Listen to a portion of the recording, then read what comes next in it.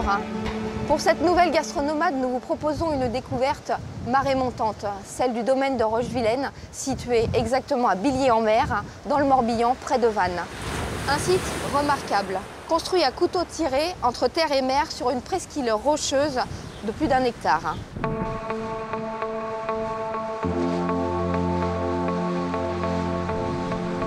Et son directeur, Bertrand Jacquet, a su donner à ce lieu magique une âme intemporelle que je vous invite à venir découvrir avec nous.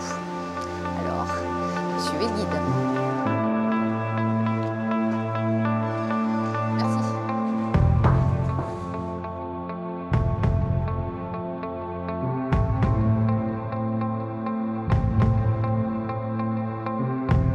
Bon les garçons, vous allez décharger la camionnette s'il vous plaît. Allez, on va poser ça ici. Doucement les oignons là, baissez votre feu, ça va trop vite là. Voilà. Alors dites-moi monsieur Caillot, est-ce qu'un petit peu comme la pêche du jour, on peut dire que votre cuisine, on pourrait presque la qualifier de vivifiante? C'est une cuisine vivifiante, c'est une cuisine d'authenticité. Nous ne prenons que des produits venant, vu notre situation géographique, nous ne pouvons pas faire autrement que d'avoir, vous voyez, des produits frais que j'ai ramenés du marché. Hein. Donc ça peut être du bar, ça peut être du lieu. Et surtout, je tiens à les cuisiner le plus simplement possible. Et donc, on essaie de faire des choses les plus allégées possibles, sans tomber dans une cuisine de diète. J'ai trouvé du joli bar, donc je vais faire un petit bar, simplement, cuit comme ça à l'étouffée. Et je vais l'accompagner de petits artichauts poivrades. Donc, ce sont des petits artichauts, vous voyez que j'ai trouvé des petits artichauts comme ça. Nous sommes à la période des artichauts. Donc, j'ai tourné ces petits artichauts, je les ai équeutés. Je les ai cuits dans un petit bouillon avec un petit peu d'ail pour les rehausser, avec un petit peu de basilic, avec un petit peu de thym, de laurier, ainsi de suite. Mais il n'y a pas un pet de graisse, vous voyez, c'est naturel, le plus naturel possible. Voilà. Je rajoute un petit coup d'artichaut là.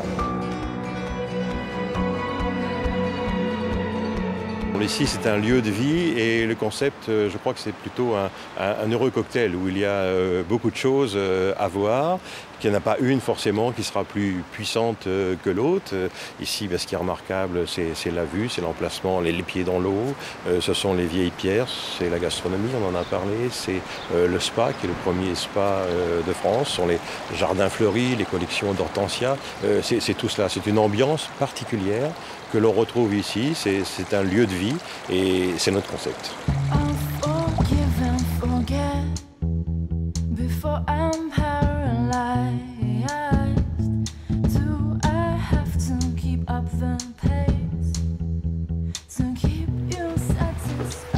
Du culinaire à la culture, ici nous sommes dans une chambre manoir en référence à une célèbre bataille, celle des cardinaux.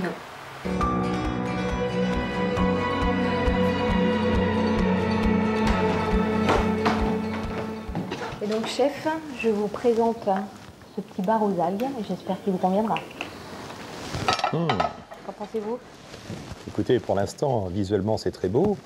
Et ça dégage des petits parfums iodés, je pense que ça va être très agréable.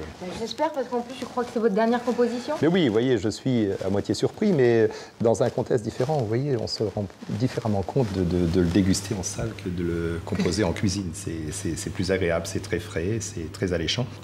Et alors, en plus de ce bar aux algues que vous avez préparé, oui, qu'est-ce qu'on peut voir dans ces deux assiettes? J'ai précédé justement ce menu avec deux petites entrées. Donc j'ai trouvé des petits maquereaux tout frais que j'ai mis au sel pendant 1 heure pour les raidir un petit peu.